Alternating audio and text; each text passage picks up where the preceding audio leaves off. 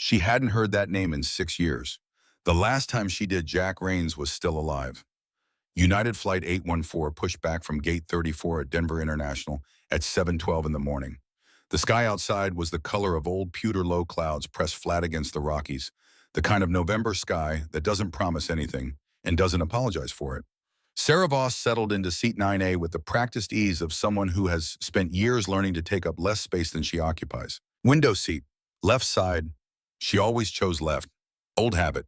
It gave her the best angle to watch the aisle without appearing to watch anything at all. She was wearing jeans, a soft gray Henley, a dark jacket she'd owned for 4 years. Nothing that said anything, nothing that invited conversation. Her carry-on was overhead. Her water bottle was in the seat pocket. Her book was open on her lap, a paperback history of the American West she had already read twice and carried precisely because it looked like the kind of thing a quiet woman reads on a morning flight to Chicago. She was not reading it. Her left hand rested on the armrest. Her thumb moved slowly across the inside of her wrist, tracing the edge of a worn leather bracelet, narrow dark brown, the leather cracked along the center where it had been bent and unbent for years. She was not aware she was doing it. She never was. It was the way some people touch a wedding ring in moments of stillness, the way grief becomes so practiced it disappears into the body and stops announcing itself. Around her, the plane filled. Businessmen with roller bags slightly too large for the overhead bins. A couple in matching fleece arguing quietly about whether they had packed the charger. A young man 3 rows back already asleep before the doors closed, cap pulled low, headphones sealed over his ears. 186 passengers total.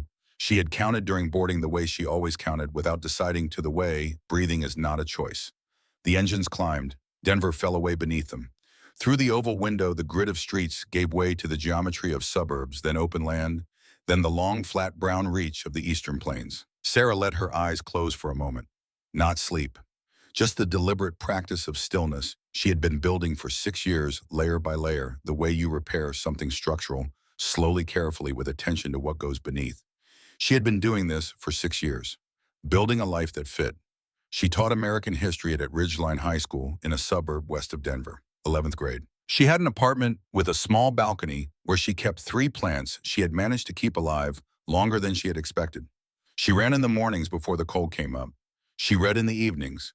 She called her sister on Sunday afternoons and always said she was fine and always meant it more than she once had. She did not watch certain kinds of films. She did not go to certain kinds of places. She did not open certain conversations with herself late at night. She had become, after a long and deliberate effort, ordinary. Not hollow. She had been careful about that distinction. The teaching was real. The plants were real.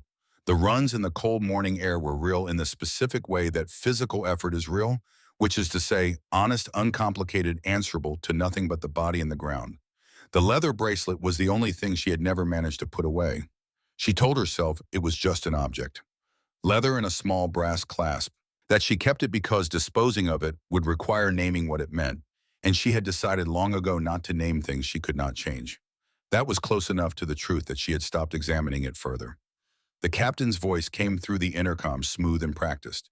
Cruising altitude of 37,000 feet. Flight time approximately 2 hours and 18 minutes. Weather in Chicago overcast, 51 degrees. They would arrive at O'Hare ahead of schedule. Sarah turned a page she had not read. The lead flight attendant, a woman named Cheryl Vance with close-cropped red hair and the confident efficiency of someone who has done this 10,000 times, moved through the aisle with the beverage cart. Sarah took coffee black, held the cup with both hands. The warmth was good.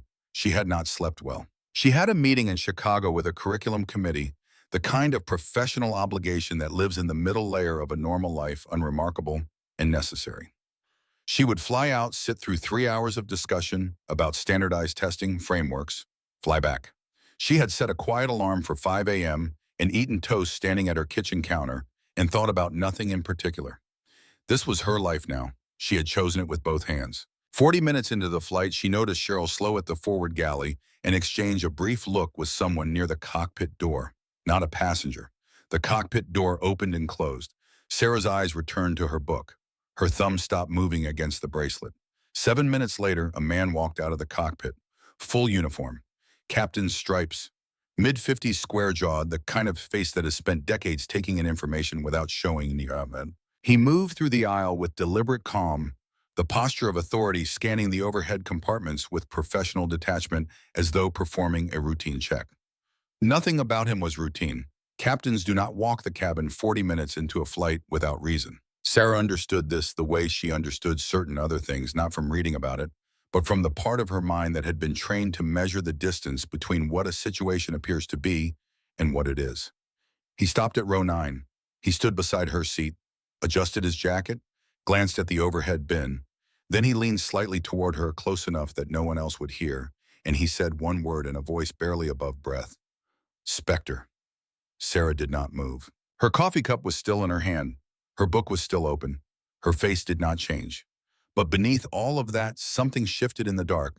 Something that had been fixed in place for 6 years moved the way a foundation moves in an earthquake, not visibly but fundamentally. She turned her head a fraction toward him, did not look up. Where, she said quietly, did you get that? He didn't answer directly. He reached into his breast pocket and produced a small, laminated card, holding it briefly at waist height, angled toward her alone. A symbol, a circle set inside a triangle, clean edges, no text. She had seen that symbol exactly 3 times in her career, each time in circumstances that existed in no file accessible to anyone with ordinary clearance. She looked at it for 2 seconds, then away. He straightened, scanned the aisle once casually, then service corridor, 2 minutes. He walked away. Sarah set her coffee down. She closed her book. She looked out the window at 37,000 feet of cold air, and the Midwest spread below her like a map of a country she had almost managed to stop missing. Jack Rains used to say that the past was not the past. It was a room you locked and then built a house around. You could tell yourself you were somewhere else. The room was still there, fitted exactly to its frame, waiting. He had given her the bracelet in a parking garage in Reston, Virginia. November, the cold off the Potomac, finding every gap in whatever you were wearing. They were 40 minutes from a transport that would take them to a forward position she was not permitted to name, even in her own journal.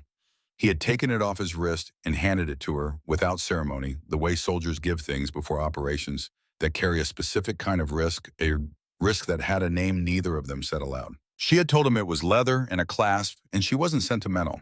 He had told her neither was he. They had both been wrong, and they had both known it, and the transport was waiting. She never saw him again. The mission had been compromised before they reached the ground. Jack's position was burned before he hit the secondary objective. She was extracted. He was not. By the time anyone reached where he should have been, there was nothing to bring back. She had spent 4 months trying to find out how it had happened, running into walls at every turn, walls built from the inside by people with access she was never going to reach. Then she had been called into a room and told that the investigation was closed, that Jack Rains had died in service, that the details were classified at a level that did not appear in any organizational chart she had ever been shown. That was when she understood that the betrayal had come from somewhere very high up. She had taken the bracelet and walked away because she could not fight an enemy she couldn't see, and remaining inside the system meant trusting the system, and she could no longer do that. She stood, adjusted her jacket, moved down the aisle with the unhurried purpose of someone who has nothing in particular happening. In the service corridor behind the first galley, the captain was waiting. His name was Daniel Hale, 22 years flying commercial, before that 8 years Air Force. He had received the alert 43 minutes after takeoff through an encrypted channel he had been briefed on exactly once years ago during a classified training session for pilots carrying certain levels of clearance. He had been told that if this signal ever came, he was to follow it without question and without record. He showed her the alert on his tablet. 4 lines, the flight number, a code black securities designation, the name Spectre, and an instruction to engage discreetly. The timestamp was real. She recognized the encryption format from a classification tier that officially did not exist. Has anything happened on this flight? She said. 40 minutes in, and he said, the avionics system logged an access alert, a floor panel in the midsection between rows 11 and 14. We thought it was a sensor fault. The crew checked, found nothing unusual. She looked at him. Who has access to that panel in flight? No one on my crew. Maintenance before departure. That's all. She considered this for a moment. I need to move without being recognizable as myself. Hale had anticipated this. He spoke to Cheryl Vance, who produced a spare crew uniform top without asking a single question, which told Sarah something useful about Cheryl Vance. Sarah pulled the top over her Henley, tucked her hair back, clipped an empty badge holder to the pocket. From 2 rows away, she was crew. She returned to the cabin. She moved down the aisle with the measured pace of someone performing a routine check, and she looked at everything without appearing to look at anything. Row 7, a family, 2 children asleep, parents watching separate screens. Row 11, a businessman, earbuds and laptop open, not looking up. Row 13, he was in the aisle seat. 40s medium build tan jacket, the kind of jacket designed not to be remembered. He appeared to be looking at his phone.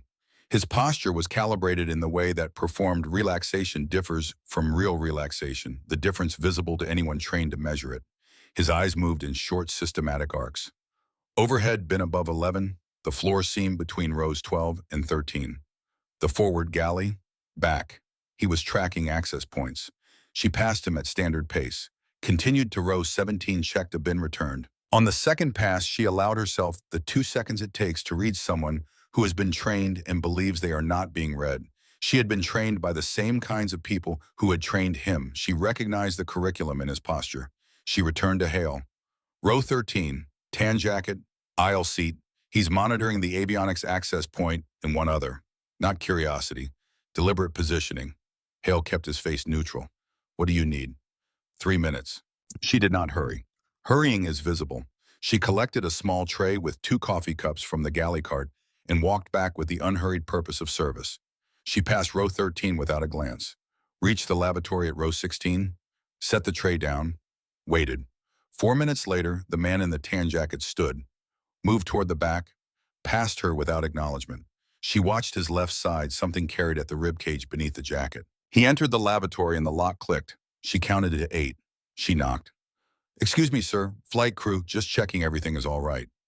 No answer. She produced a small bypass tool from her pocket, the kind she carried the way she carried certain other things, not as preparation for a specific event, but because preparedness is a practice, not a decision, and disengaged the lock with a motion that made no sound. The door opened an inch. Marcus Webb was crouched at the base of the toilet unit. The floor panel lifted a device in his hands. Compact, matte black, a green LED, pulsing at 2-second intervals. A navigation transmitter already partially connected to something beneath the floor. He came up fast with his shoulder. She used the motion instead of resisting. It stepped into him, leveraged his momentum, had his wrists locked behind his back and his face against the wall in the time it takes to describe it. The device hit the floor. The green light continued blinking. She studied the device for 4 seconds. She had encountered this category of equipment before. Navigation transmitter, portable grade, capable of interfacing with aircraft systems from inside the cabin if connected to the correct access point. The engineering was clean, the range was limited, functional but not sophisticated, not the work of someone with unlimited resources and genuine intent to complete this objective. She looked at it for another moment and understood. This was not the device. This was the device she was supposed to find, clean enough to be credible, obvious enough to be discovered quickly by someone trained to look. It was bait, and Webb was bait, and the real operation was continuing somewhere else on this aircraft while she processed the visible threat. She zip-tied Webb's wrist, deactivated the transmitter, sealed it in the waistband. Walked him out with one hand on his arm, her expression telling the 2 nearby passengers exactly what they needed to believe. She sat him in row 17, told Cheryl Vance to keep him there. Then she pulled the manifest on Hale's tablet and read it the way she read everything, not for content, but for the shape of what was missing. She stopped at row 14, seat C, no boarding scan, no confirmation code, no identification record. A booking existed in the reservation system, but the booking had no verified human being behind it. A data placeholder enough to hold a seat, not enough to survive a proper audit. Seat 14C was empty, a second operative. Already moved. She went forward. First class was 12 seats all occupied. The low register of expensive quiet screens, documents, drinks at 10 in the morning. The careful inactivity of people who have paid for the privilege of being left alone. 11 of them were doing the things that people in first class do. One was not. Seat 3A window, left side, a woman 40s, straight posture, sunglasses despite the cabin light, arms, crossed legs uncrossed. No carry-on at her feet, no drink on the tray table, no screen, no headphones, no phone, no book, no requests, no movement. Just a quality of stillness that was not rest and not boredom. It was readiness, and Sarah had spent enough years around readiness to know it on sight. She noted the overhead bin above 3A, fractionally ajar, not enough to trigger a crew response, enough to tell someone who knew what it meant that the bin had been opened recently and closed in a hurry. "Ma'am," Sarah said with the neutral courtesy of service, "is this your bag in the overhead?" The woman in the sunglasses turned her head, said nothing. Sarah unlatched the bin and pulled out a single hard-sided carry-on black, positioned at an angle that said placed rather than packed, much heavier than its size should allow. Something dense shifted inside as she moved it. The woman moved. Not fast enough. Sarah had the bag on the floor and the woman's wrist caught before the reach completed. What followed lasted 19 seconds. The woman was genuinely trained deep motor memory, not a course, not rehearsal. She used the narrow space intelligently. She was strong and precise. It was not enough. Sarah had been doing this longer and she was not performing. Cheryl Vance arrived from the galley with restraints. The woman was secured to the armrest in under 20 seconds. First-class passengers pressed back against their seats in silence, the specific stillness of people who cannot yet name what they are witnessing. Sarah opened the carry-on the floor beside her. Inside, nested in dense gray foam, was a device unlike anything she had found in the lavatory. The size of a hardcover book, matte black casing with no visible seams. A display screen on one face showing a slow blue pulse active and broadcasting. Coordinates on the screen, a location in northern Wisconsin. And below the coordinates, a timer counting upward, 42 minutes and climbing. This was the device, not navigation interference, something broadcasting outward, sending a signal to a location and a receiver that existed somewhere off any commercial chart. Sarah crouched and looked at the woman in the sunglasses at eye level. "I need you to tell me where this is transmitting to." The woman said nothing. She sat with her wrists bound and her breathing even and her attention on a point in the middle distance. Sarah waited. 7 seconds. She moved to stand. And then the woman turned her head. She looked at Sarah's left wrist, at the leather bracelet. She held it with her eyes for a moment.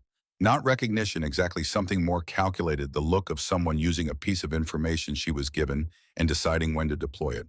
Then she said one word. "Rains." It landed like something physical. Sarah did not move. Her face did not change. The wall she had built held externally. But beneath it, something that had been fixed in place for 6 years gave way in the dark slowly, the way structures give way when the thing supporting them is removed. Jack Rains. This woman knew that name, knew the bracelet, knew the connection. That was not coincidence. That was not a random operative on a random flight. Someone had briefed this woman specifically, had included in that briefing the detail of a worn leather bracelet on the wrist of an asset they expected to encounter as a confirmation signal, as a message, as something calculated to do exactly what it was doing right now, which meant someone who knew Sarah, someone who knew about Jack, had arranged for her to be here. She stood slowly. Behind her through the divider, she could feel the weight of the plane. 186 people, coffee going cold, children sleeping. The enormous, ordinary machinery of a Tuesday morning, containing inside it something she did not yet fully understand, organized by someone she did not yet have a name for, using the death of the one person she had spent 6 years trying to grieve cleanly as a coordinate. She put one hand on the seat back, not from fear, from the specific weight that arrives when you understand that the question you have been carrying for 6 years is about to be answered, and that the answer is going to cost something you cannot yet calculate. Hale appeared at the divider. He looked at the secured woman, the device Sarah's face. "What do we need to do?" he said. Sarah exhaled once. "First," she said, "tell me how long we've been off course." Hale's expression told her before the words did. She walked toward the cockpit. The plane continued north, drifting by degrees through 37,000 feet of cold air. At the front of it, a woman with a worn leather bracelet and a 6-year-old question was walking forward, not running because she had been trained by someone she had trusted completely. And that person was now at the center of everything, and she needed every second of what remained of this flight to understand what that meant. So, the cockpit smelled of recycled air and the specific tension of men projecting calm they do not feel. Hale slid into the left seat, and Sarah stood behind him, studying the instrument panel with the focused attention of someone who knows enough about how aircraft systems work to read what they are seeing, and what she was seeing was not good. The navigation display showed their current heading against their filed flight plan, a green arc curving southeast toward Chicago O'Hare. Their actual track was something else entirely. A slow, incremental deviation that had been building for 31 minutes, so gradual it would not trigger an automated alert, so consistent it looked like deliberate flight. They were heading north-northeast. The difference compounded every minute they stayed on it.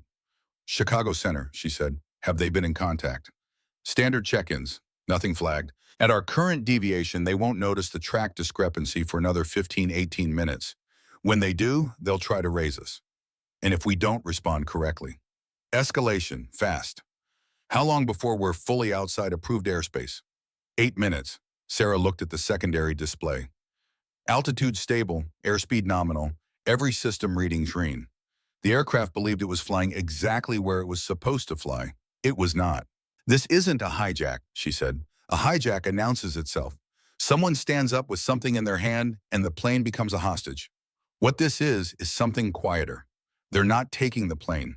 They're moving it from here to there without anyone noticing until there is no clean way to intercept. The aircraft reroutes, descends below radar coverage in a low-density corridor, lands somewhere that doesn't exist on a commercial chart. Everyone on board disappears from the official record before anyone thinks to ask the right question. Hale was still. A ghost flight. A ghost flight, she confirmed.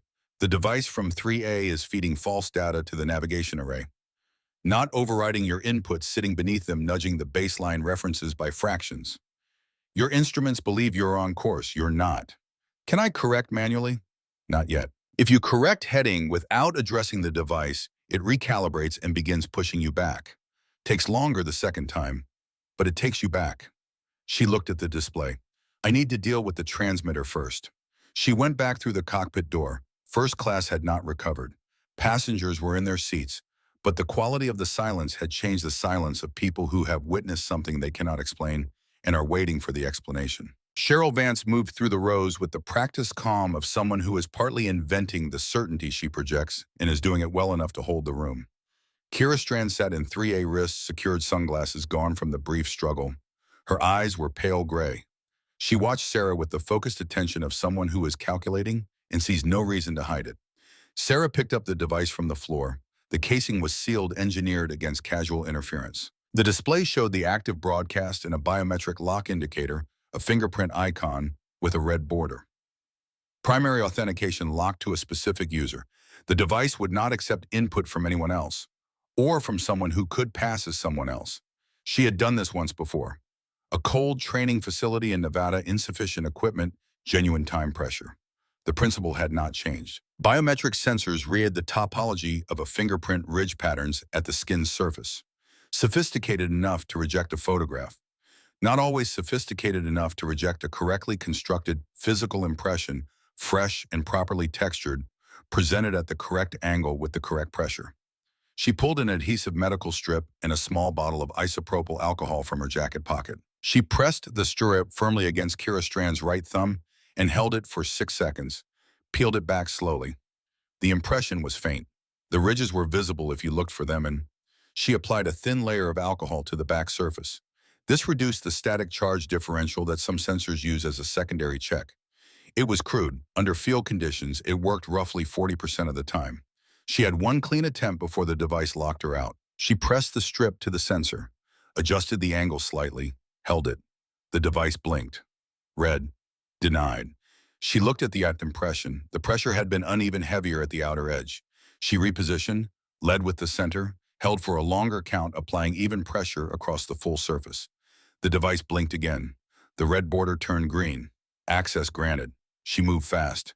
The interface was in English, domestic technology, or built for a domestic operation. She navigated through 2 menu levels to the broadcast signal control. She did not shut it down. Shutting it down risked triggering a dead man's switch designed to activate if the primary signal cut unexpectedly. Instead, she redirected it, changed the target coordinates to a null reference point, fed the navigation array, a corrected baseline, instructed the aircraft systems to treat the previous 31 minutes of false datum as though they had not occurred. The software pushed back. It was intelligent, built by someone who understood that a trained person might reach this exact point, designed to resist override through a secondary channel that reasserted the false baseline even as she closed the primary. She followed the secondary channel through the menu, found it, closed it. The device's blue pulse slowed, stopped. She looked toward the cockpit. "Check your navigation," she said. A pause. "We're back on heading." Hale's voice carried real relief. "Chicago Center has us on track. No deviation flag." Sarah stood. Kira Strand smiled. It was a private smile, not directed at Sarah, but at a calculation happening in her own mind, The smile of someone who has lost a piece and expected to lose it and knows the piece was not the game. Sarah looked at the dead device in her hand. She thought about that smile for 3 seconds, and then she stopped thinking about the device and started thinking about what the device had been meant to make her stop thinking about. She went back into economy. Cheryl, she kept her voice low and direct. I need you and whoever you trust on this crew to check every overhead bin from row 1 to 22. Anything that looks placed rather than packed. Don't touch it. Find it and find me. Cheryl turned and walked without a word. Sarah pulled the manifest on Hale's tablet and read it again, not for names, for the data behind names. Booking, timestamps, seat assignment histories, confirmation, chain records. She moved through it methodically. She stopped at row 10 seat B. Booking made 4 hours and 17 minutes before departure. Paid cash through a third-party travel agency. No frequent flyer record. No prior booking history with the airline. A physical ticket, not digital. Seat assigned narrowly, bypassing the standard automated system. Not a ghost entry like 14C. A real passenger with a real ticket. But the ticket had been constructed with exactly enough legitimacy to pass automated screening and exactly enough irregularity to tell someone who knew how to read it that the person behind it was not what they appeared to be. She looked up. Row 10 seat B, a young man mid-20s, dark gray hoodie, earbuds in. A backpack held in his lap with both arms rather than in the overhead. The posture of someone keeping something close because they have been told to keep it close. He was looking out the window with the studied indifference of a person working at indifference slightly too hard. She had walked past him 4 times. She had not flagged him because he looked exactly like what a young man on a morning flight looks like.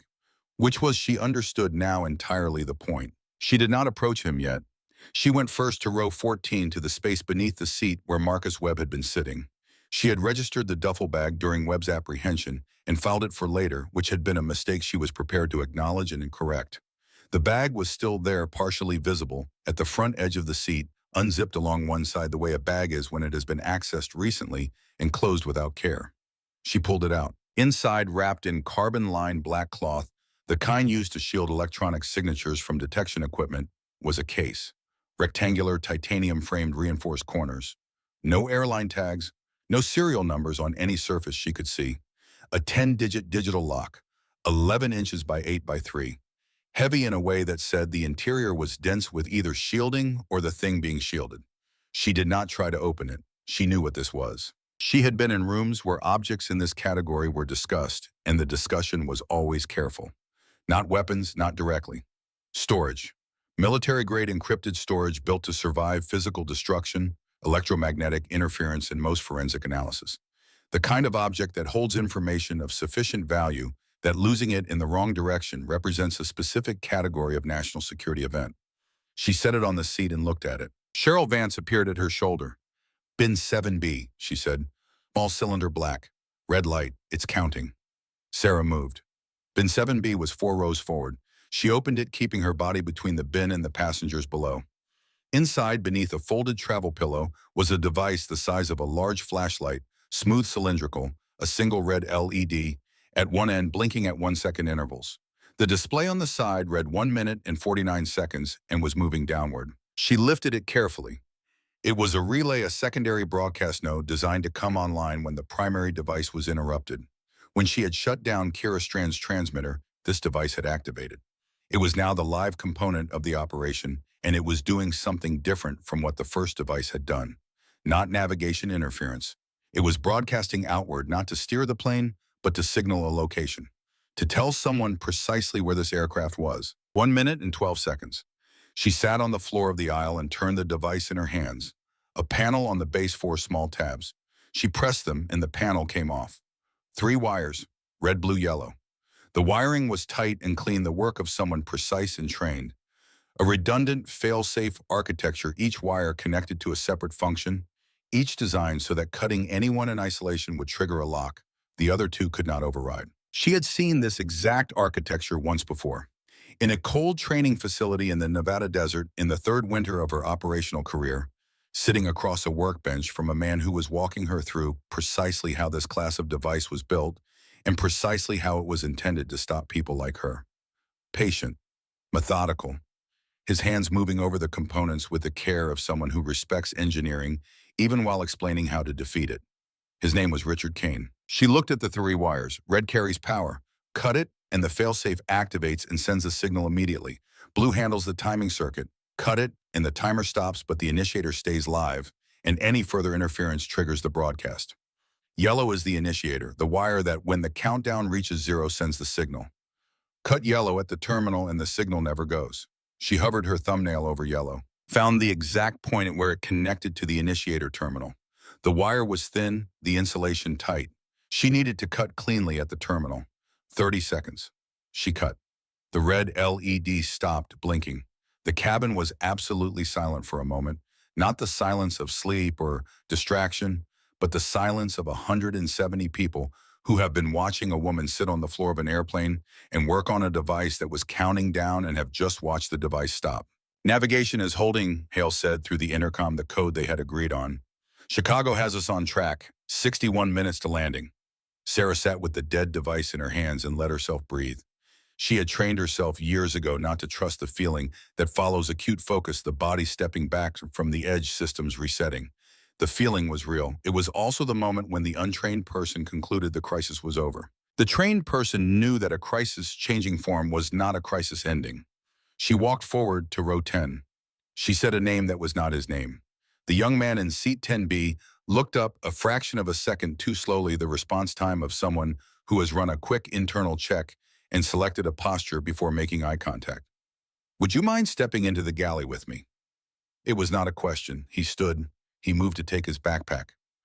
"Leave that," she said pleasantly. He left it. In the galley, she stood with her back to the cabin and looked at him for 4 full seconds without speaking. He was 24 or 25. Not military, his posture was too casually constructed. Not agency directly, but trained by someone for something specific. He had the quality of a person who has been given a role and rehearsed it enough to feel comfortable in it, without understanding the full dimensions of what he is participating in. "Your booking is 4 hours old," she said. "Cash purchase through a travel agency that I expect no longer has any record of the transaction." He said nothing. "The case under row 14, she said. "Tell me who you're supposed to contact when you land." "I don't know what case you mean." "That's fine. You don't need to understand the case. You need to know where to bring it and who to give it to. That's the design you complete. One action, and you disappear. One clean transaction." She paused. "The people who gave you those instructions have also arranged for this flight to land somewhere other than O'Hare. When it does, you deliver the case, you walk, and you believe that's the end of your involvement." He looked at the floor. "You're the only piece of this that can be traced," she said. "The woman in 3A exists in no database I can access. The man in the tan jacket, same. But you, whoever you actually are, have a history. And when this is investigated at the level it will be investigated, they will find you holding the last mile of a chain that runs to classified materials being transported on a spoofed flight." She let that settle. "I'm not guessing. I'm telling you what's accurate." He was still for a long moment. Then, "I don't know any names. It doesn't work like that." "I know," she said. "That's the design." She told Cheryl to seat him in row 18. She returned to the main cabin and stood at the galley partition looking the length of the aircraft. The case was still under row 14 sealed. The relay was dead. Kira Strand was secured in 3A. Marcus Webb was in 17. The young man from 10B was in 18, being watched by a flight attendant who had handled the entire situation with a composure Sarah found genuinely remarkable. She lifted the titanium case and carried it to an empty seat. She sat with it in her lap for the remaining 44 minutes of the flight. It had no warmth and made no sound. It was an object. But objects carry the weight of what they contain, and this one was heavy in a way that had nothing to do with its physical mass. O'Hare came up gray and enormous under a November overcast. The wheels touched with a slight bump. Engines reversed. The familiar deceleration, the slowing rush of runway, the ding of the seatbelt sign. At the gate before a single passenger stood 4 people in dark coats entered through the jet bridge. They moved with the efficiency of people who have been briefed and given full authority. The one in front was a woman, mid-40s, dark hair, pulled back, badge at her hip, the quality of concentrated attention that Sarah recognized immediately as federal. Her name was Dana Mercer, FBI Aviation Security Division. She found Sarah without being told where to look. "Ma'am, stay seated." "Of course," Sarah said. Mercer's team worked quickly. Webb and Strand were removed from the aircraft first, quietly, no visible restraints. the kind of management designed to keep the remaining passengers from processing what they had been sitting near for the last 2 hours. The young man from 10B followed. He went without resistance. Then Mercer sat across from Sarah, badge on the tray table, a tablet beside it. On the tablet, a partial decryption readout. "The case," Mercer said, "my team will be taking possession." "I know," Sarah said it between them. Mercer looked at it, then at Sarah. Not hostile, not warm. Precise in the way that effective investigators are precise, focused on information, treating the person in front of them as a source of it. "Ms. Voss," she said, "we've been running a partial metadata scan on the case since it was flagged 14 minutes ago." She turned the tablet. "I need you to explain this." The screen showed a metadata structure. 3 levels deep. The top 2 contained encrypted operational data. The third, the deepest layer, visible only under forensic level scanning, contained a small readable file. A handler designation, a chain of custody notation, her own name, Sarah Voss, handler, Spectre operational designation, confirmed custodial authority over the transferred materials, designated Iron Veil primary package. She read it twice.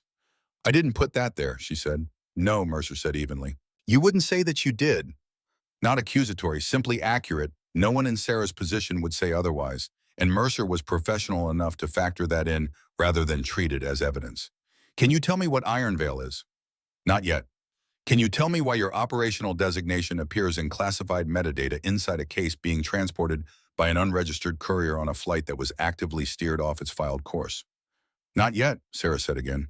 "But I will be able to. If you give me a few hours, I'll be able to tell you everything."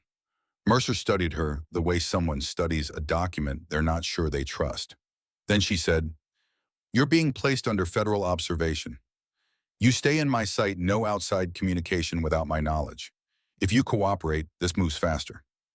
Sarah nodded. She had no intention of staying under federal observation, but she needed Mercer to believe she did for the next 40 minutes. Before Mercer stood, one of her team agents boarded quickly and handed her a document. Mercer read it. Something in her expression recalibrated the small internal adjustment of a person receiving a fact that doesn't fit cleanly into the picture they have assembled. She came back. "The woman from seat 3A, Mercer said. "Before we transported her, she asked to speak. One statement. Voluntarily, no conditions, no attorney." Mercer looked at the document with the careful attention of someone treating unexpected cooperation as information rather than gift, understanding that a trained operative who volunteers something has calculated the value of volunteering it. Our working read is that she understood the operation had failed and concluded that releasing one specific piece of intelligence early before anyone else could use it was worth more to her position than silence. Whether that's true or whether someone told her to say exactly this at exactly this moment, I cannot tell you yet. She looked at Sarah. What she said was, "Rains found Iron Veil 6 years ago." Kane couldn't let that stand. The aircraft was empty except for the 2 of them and 2 agents at the door. Sarah heard the words. She heard them with every part of her that processes language and meaning, and the specific weight of things that have been true for a long time before becoming known. Jack had found something. 6 years ago, while they were still operational. He had found something called Iron Veil, and someone named Kane had decided that finding it was not survivable. The mission had not been compromised by an external leak. Jack had not been lost to the ordinary, terrible attrition of the work. He had been killed because he had found something specific, and the person who built that specific thing had made a decision, and the decision was Jack. And the person who made that decision was Richard Kane. Sarah sat very still. Her left thumb had found the brass clasp of the bracelet. Not the leather this time, the clasp. The small cold fact of it pressing against it, the way you press against something when you need a point of reference that does not move. She understood now why Kira Strand had smiled. Not because the operation had succeeded, because it had always been designed to accomplish something different from what Sarah had been trying to stop. Mercer was still looking at her. Sarah looked back. "The name Kane," she said quietly. "I need to tell you some things. And then I need you to decide whether to believe them before the people who arranged this finish building the case against me." Mercer sat back down. Outside the windows, O'Hare spread in every direction under the flat November sky. Ground crews in orange vests moved between aircraft. The ordinary enormous machinery of a Tuesday morning continued without interruption. Inside the plane, a woman with a worn leather bracelet began the slow and dangerous work of telling the truth inside a system that had been built carefully by someone who knew her to make the truth sound exactly like a lie. Dana Mercer was a careful listener. Sarah had understood this within the first 4 minutes. She could tell by the way Mercer did not take notes. She listened completely, holding the information in suspension, evaluating none of it in real time, waiting for the full architecture before she formed a judgment. It was good technique. Sarah had used it herself. It meant Mercer would not be moved by a single compelling detail. She needed the whole structure. Sarah gave her the whole structure. She told her about Spectre, the program's design, the kind of work it did, the level of access its operators carried, without telling her anything that required her to lie. She told her about Jack Rains and the mission and the compromised position and the walls she had run into for 4 months when she tried to find out what had happened. She told her about Richard Kane, his rank, his role, his declared death in a vehicle explosion in a private facility, parking structure in Houston, Texas 3 years ago, and the specific reasons she now believed that declaration was not accurate. Mercer listened to all of it. Then she said, "You understand that from where I'm sitting, this is precisely the account someone would give if they were the person whose name appears in that metadata." "I know. And you understand that I have no independent means of verifying any part of this in the next several hours." "I know that too." "Then why tell me?" Sarah looked at her steadily. "Because you're going to keep investigating regardless of what I say. And when you investigate, you'll find things that have been arranged to point at me. Evidence that arrives slightly before the events. It documents timelines that are slightly too clean, a construction that holds together just well enough to be convincing, and just obviously enough to be wrong. When you find those things, I need you to remember this conversation." Mercer was quiet. She looked at the titanium case, then at the leather bracelet on Sarah's wrist with the brief, neutral attention of someone cataloging details. "Federal observation," she said. "Don't give me a reason to change that status." Sarah nodded. The federal transport vehicle was a black SUV, 2 agents in front, Sarah in the back behind a partition that communicated containment without being a cell. The interstate toward downtown Chicago was open in the November gray. The city rose in the distance, flat and glass and indifferent. Where the interstate merged with the lower expressway deck, a truck had stopped, 3 vehicles ahead, with its hazards blinking. A vehicle malfunction called in 9 minutes earlier from a borrowed phone at the gate by a captain who had spent 22 years learning to solve problems with whatever was immediately available. Sarah was out of the vehicle and moving through the stopped traffic before the second agent had fully processed what the door's sound meant. She moved through the gap between vehicles at a walking pace. Not running. Running is visible. Down the embankment, through the underpass, and into the city. She had $214, a credit card she would not use, and a phone with its SIM removed. 6 blocks north, she found a diner with a payphone in the back hallway. She made 1 call. 4 rings. Then, wrong number. "Nell," Sarah said, "it's me." A pause that carried recognition moving through it like weather. "I've been watching the tracking data since 9 a.m., Nell Burrows said. "United 814 went off pattern for 31 minutes. "I know. Oh, are you clean?" "No." "How long do you need?" "Everything you have on Kane," Sarah said, "in the next 4 hours, and I need you in Chicago." A different pause, not hesitation, but the particular stillness of someone who has been waiting for a specific moment and is now accepting that the moment has arrived. "I've had a file building for 8 months, Nell said. "I didn't know who to send it to." "Send it to me, and then come." She gave her the address and hung up. She ordered coffee she did not drink and sat in the back booth and thought about Richard Kane specifically, which meant thinking about him in a way she had avoided for 6 years by keeping the thinking general, keeping it abstract, keeping it at a level where she did not have to face what the specific conclusions required. Kane had built Spectre over 11 years. He had recruited Sarah personally when she was 26 years old, and he had seen in her something he wanted to shape, which she had been grateful for and proud of, in the way that young people are grateful and proud when someone who matters recognizes them. He had trained her or overseen it, which in her experience amounted to the same thing. He had the specific authority of someone who is not only excellent at what they do, but can articulate exactly why the work matters, which is rarer than competence and more powerful than either. She had trusted him the way you trust the person who taught you what trust was worth. The Houston explosion had been reported as an accident. She had read the summary at the time with the grief of losing someone formative, the particular grief of losing a mentor, which is different from other griefs because it includes the loss of a way of understanding yourself. She had believed it. She had had no reason not to. She understood now that she had believed it, partly because believing it was easier than what it meant if it wasn't true. That the investigation had been brief because Kane had ensured it. That the private facility had private records for a reason. That the timing of his death during a period when an internal review had begun asking questions about the disposition of certain classified materials was the answer to why. He had not died. He had exited. Nell Burrows arrived 40 minutes later through the side entrance and sat across from Sarah without removing her coat. She placed a sealed drive on the table between them. She looked, Sarah thought, like someone who has been carrying something heavy for a long time and is working out how to set it down without dropping it. She was 41 with the kind of face that reveals what it chooses to reveal. Sarah had worked beside her on 9 operations over 4 years and trusted her the way you trust someone who has had multiple clean opportunities to protect themselves at your expense and has taken none of them. 8 months of data. Nell set her hand on the drive. I started pulling threads when I found a digital signature in a government procurement database, a communication protocol from Spectre's operational period that should have been dead. Programs end. Their infrastructure doesn't always. She looked at the drive. It hadn't been decommissioned. It had been migrated into something else. Iron Veil, Sarah said. Nell looked at her. You know the name? I know it exists. Tell me what it is. Nell told her. It took 19 minutes. Iron Veil was not a foreign operation. It was not hostile intelligence or external interference, or any of the categories that an official investigation would instinctively reach for. It was domestic. Built from inside using the living infrastructure of a dissolved program, the relationships, the access points, the communication architecture, the network of human assets assembled over 11 years of covert operations that do not simply cease to exist when a program is formally ended on paper. Kane had taken all of it.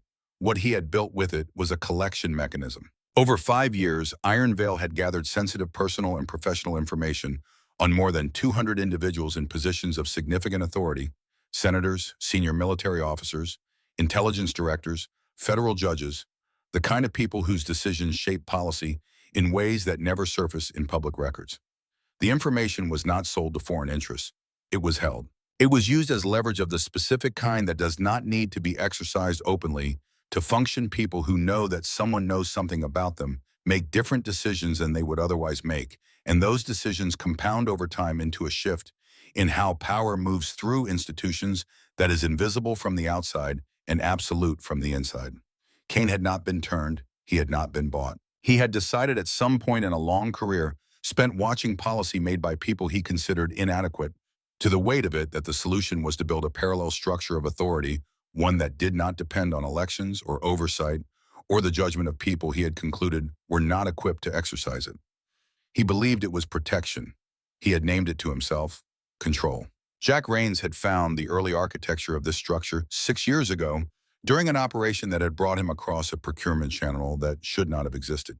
He had begun pulling the thread carefully the way careful people pull threads. He had not told Sarah because he had not yet confirmed what the thread connected to, and in their work you did not share incomplete information, you confirmed it first.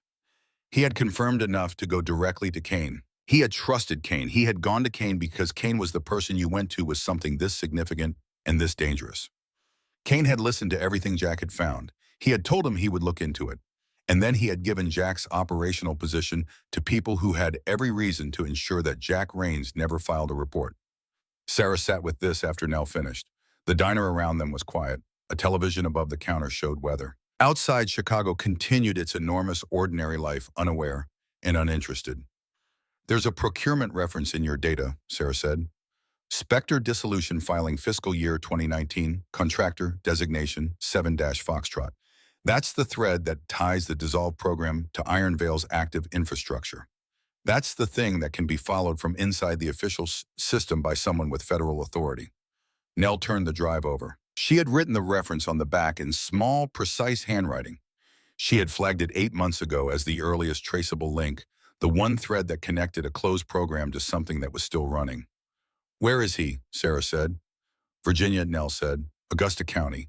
He established a private research facility 18 months ago. Agricultural research officially. 1,900 acres private road, nothing in the public record except the property registration and the building permits. She tapped the drive. He's been running Iron Veil's active operations from there. Sarah looked at the coordinates written on the back of the drive. She thought about Jack in a parking garage in November handing over the bracelet without ceremony, because ceremony would have required them to acknowledge what the gesture meant, which was that the work might not bring them both back, and that acknowledgement was not something either of them was prepared to make with 40 minutes to wheels up. He had been right. He had found the truth and had not survived to carry it. And the truth had been carried anyway by a leather bracelet in a 6-year question. In the morning, a pilot had said one word at 37,000 feet, and she had chosen to stand up. She made one more call before they left the diner. From the payphone, not a cell. She did not identify herself. She read the procurement reference Spectre dissolution, filing fiscal year 2019. Contractor designation 7-Foxtrot, clearly and once, and said follow it all the way back. Then she hung up. The person she had called was Dana Mercer. Augusta County, Virginia was 700 miles from Chicago. They flew on a regional carrier under names that Nell produced with the quiet efficiency of someone who has maintained this kind of capability as a matter of practice rather than anticipation. Not because she expected to need it, but because the cost of not having it when you do is too high. They landed at a small regional airport in the Shenandoah Valley as the last of the afternoon light left the sky. The mountains to the west were dark and still. Hale was there when they landed, standing beside a rented sedan with his collar up against the cold. He had received Sarah's call 3 hours earlier and had driven straight from O'Hare without stopping, and he looked like a man who has made a decision and is entirely at peace with it in the way that peace is not always comfortable. He did not ask what he was getting into. He had already gotten into it. They reviewed the plan twice in the car, simple not because simple was elegant, but because simple has fewer points of failure. Nell managing the facility's electronic security from the car, working the camera grid and access systems she had been mapping for the past 2 hours from the county building permit records in the facility's registered electrical accounts. Hale holding the exit and maintaining radio contact. Sarah going in alone. She had told them both separately and directly that they did not need to be here, that what she was doing existed in a legal space that was not simple, and that their presence would not simplify their lives. Hale had listened and said nothing. Nell had said Jack was my friend too. Sarah had not said anything after that. The facility at the end of the private road looked in the dark exactly like a working agricultural operation. Large prefabricated structures, equipment storage, what appeared to be a processing facility at the center. The perimeter security was understated, not dramatically fenced, not visibly guarded. The real security was electronic, which was what Nell was here for. But the building permits pulled from Augusta County's public records showed something the electronic security had not accounted for. A secondary utility corridor on the east face of the main structure, a maintenance access passage that predated the current installation by 12 years, that had been designated inactive in the original security assessment and that had never been wired into the camera grid because the person who designed the security system had made a single assumption that an inactive corridor would remain inactive. It was a reasonable assumption. Sarah entered through the utility corridor at 9:31 p.m., 18 minutes before Nell killed the primary camera grid. She had 11 minutes alone in the server room. That was enough. The interior was white and temperature-controlled and humming with the sound of servers doing serious, continuous work. She found the primary storage architecture within 4 minutes. She connected Nell's preloaded extraction drive. The transfer protocol ran while she memorized the room, the layout, the terminal positions, the emergency system locations, the single point of egress that a person standing at the main terminal would consider their best option if the situation deteriorated quickly. She removed the drive when the transfer completed, pocketed it, took up a position in the corridor outside the server room and waited. She did not wait long. Richard Kane at 61 looked like a more distilled version of the man she remembered. The same economy of movement, the same quality of presence that had always made a room organize itself slightly around him without his appearing to invite it. He was wearing a white-collared shirt. He moved through the server room with the ease of someone on his own ground and was standing at the main terminal when she stepped in from the corridor. He turned. He was not surprised. "Sarah," he said. Her name, not her designation. The specific familiarity of a handler who uses a real name inside the formal structure of the work to say something about what the person means beyond the work. She had understood this technique when he used it. She had not been unmoved by it. Both things had always been true at the same time. "You sent the case," she said. "You arranged the flight. You put my name in the metadata." "Yes, confirmation of a fact, not confession, no defense." "Then you know why I'm here." He moved away from the terminal and sat in a chair at the edge of the room, settling into it with the ease of someone who is on his own ground and intends to remain there. He did not reach for anything. He looked at her the way he had always looked at her in the years she had worked with him, with genuine interest, the attention of someone for whom the person in front of them is worth understanding. "I know why you believe you're here," he said. "You believe you're here because I had Jack killed and used a commercial flight and its passengers to send you a message and framed you for the transport of classified materials. All of which is accurate. A pause. What you haven't asked yet is why I would do all of that if simple self-protection was the goal. I had adequate protection. I didn't need you active. Sarah said nothing. She let him continue. I needed you active, he said, because what comes next requires someone who understands what Iron Veil is and why it had to exist and who has the credibility and the access history to carry that understanding into rooms that will determine what happens after. He looked at his hands for a moment. I spent 20 years watching this apparatus make decisions that cost lives in ways that were entirely preventable, made by people who were not adequate to the weight of them. I built something that corrects for that inadequacy, and it is working. You built a blackmail network, Sarah said. I built a stabilization structure, he said without heat. The distinction matters. The people whose information we hold make quieter decisions, better decisions, decisions that don't produce the casualties their previous decisions produced. Jack found it, she said. Something moved in Kane's expression, not guilt, something more complex than guilt. The look of a person who has integrated a large and terrible decision into a framework that makes it sustainable and does not welcome being made to see the framework from the outside. Jack would have burned it before it could function, he said. He was an idealist. Idealists in this work are not wrong, they are expensive. The cost of his idealism was the program. The cost of his idealism was his life, Sarah said. You gave his position to people who killed him. Yes, Kane said. The word arrived without decoration. It was simply true, and he had decided to live with it being true in the way that people who have made very large and very terrible decisions learn to live with them, not by denying them, but by surrounding them with sufficient justification that they become structural rather than corrosive. Sarah looked at him. She looked at the man who had taught her how to move through the world, who had given her the framework for understanding what the work was for when you stripped away all the formal language and institutional distance, who had decided somewhere in the years after she left that his own judgment constituted sufficient authority over the lives of people who disagreed with it. Her left hand was at her side. Her fingers found the brass clasp of the bracelet, the small, cold fact of it. She thought about Jack handing it to her without ceremony, because ceremony would have required them to say what they both knew, which was that the work might not bring them both back, and saying that was something neither of them was willing to do with 40 minutes to departure. He had been right about everything that mattered. And he had been right in a way that was worth being, worth protecting, worth carrying forward, even at the cost of the kind of quiet life she had spent 6 years trying to build and had been willing on a Tuesday morning in November to give up again. Kane reached back for the terminal. His hand moved with the deliberateness of someone executing a pre-planned action, not toward a weapon, but toward a keyboard.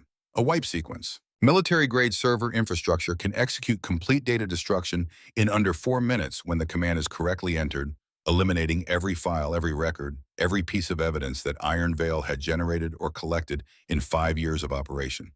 He thought he was erasing everything. He was erasing copies. She said, "That won't do what you think it will." He paused. He was good at reading people. He had been reading people for 40 years. He looked at her face and saw something in it that caused him to stop the way a person stops when they encounter information that reorganizes what they understood the situation to be. The extraction drive, he said, not a question. You have 11 minutes of utility corridor access on your security logs, she said, from before Nell killed your cameras. You'll find it when you look. He sat back. He looked at her with the expression of someone who has just encountered the limit of their own intelligence at the moment when the limit matters most and who is doing the work of accepting what that means. You could have taken it and disappeared, he said, without ever coming in here. I know. Then why? She looked at him steadily. Because Jack found the truth and died for it, and that truth deserves to be in a room where it can be heard, not buried again, not managed. Heard. She stepped back from the doorway. The agents coming up the access road are going to need you coherent. That's not mercy. It's because the people whose lives you managed without their knowledge deserve to have the full accounting presented by the person who built the structure. Kane said nothing. She left him sitting in the server room and walked out through the utility corridor and into the cold Virginia night. Hale was at the car.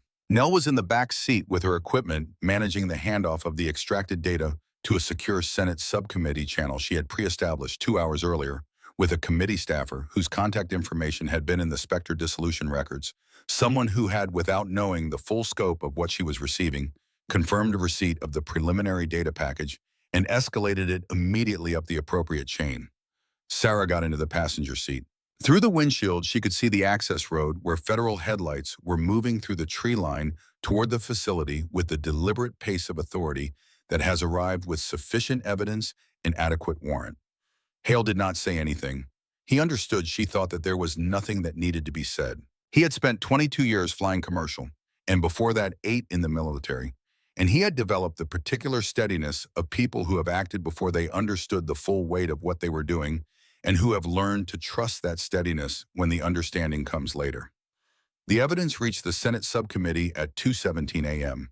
A classified emergency session convened at 6 a.m. By noon, it had produced a sealed indictment, a federal arrest warrant, and the formal beginning of the largest internal accountability proceeding in the history of the American intelligence community, a proceeding whose full scope would not be made public for 18 months and would never be entirely public, because the people it implicated were in positions where the fact of implication was itself a matter of national security. Kira Strand cooperated in exchange for a reduced classification of her charges. Gavin Pruitt cooperated in exchange for a witness protection arrangement and spent the next 3 months filling in the operational details of how a young man with a cash ticket and a rehearsed indifference had been recruited, trained for a single action, and deployed on a Tuesday morning commercial flight out of Denver. Marcus Webb said nothing for 11 days and then said everything. Richard Kane was indicted on 14 counts. He did not speak publicly at any point in the process. He sat in the rooms where he was placed with the stillness of a man who has decided to accept the consequences of his decisions without revising his assessment of them. He was wrong in a way that was entirely and specifically his own, shaped by intelligence and certainty, and a gradual loss of the ability to distinguish between protecting something and controlling it. He would carry that wrongness forward for the rest of his life, and he would continue to believe in the private room where his convictions lived that he had not been wrong at all. This was the thing that Sarah found in the end most clarifying. Not his guilt, which was established. Not his intelligence, which was never in question. But the absolute absence of doubt in a man who had done what he had done with full understanding of what it cost. That absence was its own kind of answer to the question she had spent 6 years carrying, the question of how someone trusted completely could do what he did. The answer was that he had trusted himself more than he had trusted anyone, and the self he trusted had no mechanism for correction, and the people who paid for that were the people who trusted him. Jack had trusted him. Jack had been right about everything except who to take it to. Dana Mercer called Sarah 3 weeks after the indictment. Not with the formality of the official record, with the directness of one professional speaking to another outside the official record. She said that the procurement trail Sarah had pointed her toward had taken her exactly where Sarah said it would, and that the evidence she had found there was the evidence that had made the difference between a case that could be challenged and a case that could not. She said it without thanking her because the situation did not call for thanks in the conventional sense. She said it as a statement of record between two people who had both done the right thing in a situation where the right thing was not the obvious thing. Sarah said she understood. She read the summary report at her kitchen table in Denver on a Saturday morning in February. Clear sky outside, cold, the light flat and clean through the window. Her 3 plants were on the counter. She had brought them inside for the winter, and they had survived, which she found satisfying, in the way that small things that persist against reasonable odds are satisfying. She set the report down. She did not go back to being the woman she had been before the flight. That woman had been real. The teaching, the runs, the Sunday calls with her sister were all real, but she had been built on an absence, on the shape of an unanswered question that had organized everything around it for 6 years without her fully acknowledging that it was doing so. The absence was still there, but it no longer determined the shape of everything else. She went back to the same life. It fit differently. She looked at the leather bracelet on her left wrist. She thought about Jack, simply not with the controlled effort she had used for 6 years, not with the internal discipline of managing grief like a chronic condition, but simply the way you think about someone who has been returned to you in a different form. Not present, but no longer the shape of a question. She knew now what had happened and why and who had done it, and that the person who had done it was sitting in federal custody waiting for a proceeding that would take the rest of his career to complete. She knew that Jack had been right and that the truth he had been right about had been carried forward, not by the system that should have carried it, but by the people the system had tried to discard. She picked up the stack of essays from her 11th grade class, The Causes of the First World War, due back Monday, and started grading. The bracelet moved against her wrist as she wrote. She did not notice. It was there the way it had always been there, the way things that have been part of you long enough become continuous with the body rather than separate from it. But the way it was there had changed. It was not a wound anymore. It was not a question. It was the weight of someone who had mattered carried forward in the way that the people who matter to us are carried forward not as absence but as presence, shaping the choices we make long after they are gone. On a Wednesday in March, Sarah flew to Chicago for the curriculum committee. A different semester, a different sky, the kind of early spring overcast that carries the suggestion of warmth without delivering it. She sat in a window seat on the left side of the aircraft and looked out as Denver fell away beneath her, and felt nothing except the ordinary mild interest of departure. At O'Hare, coming off the jet bridge, she passed a young pilot walking toward his gate. Perhaps 28, the uniform slightly new. The walk of someone still finding the fit between who he was and what the uniform said about him. She walked past him without slowing. He stopped. He said, "Spectre." She kept walking. Her left hand was at her side. The terminal moved around her, the crowd, the announcements, the particular layered sound of a large American airport in the middle of a weekday morning, 100 conversations going nowhere in particular. The enormous, ordinary machinery of people going from one place to another with their separate purposes and their separate griefs and their separate versions of the question of what the things they carry cost and what they are worth. She walked through it, and her hand at her side did not move toward the leather bracelet on her wrist. Not because she had forgotten it, not because its weight had diminished, but because for the first time in 6 years, she did not need it to tell her who she was or what she owed, or whether the things she had carried this long had been worth carrying. She already knew. The terminal opened ahead of her, and she walked into it, a slim woman in a dark jacket with a carry-on bag, and a meeting to get to, and 3 hours before she needed to be anywhere, and the crowd closed behind her, and she was gone.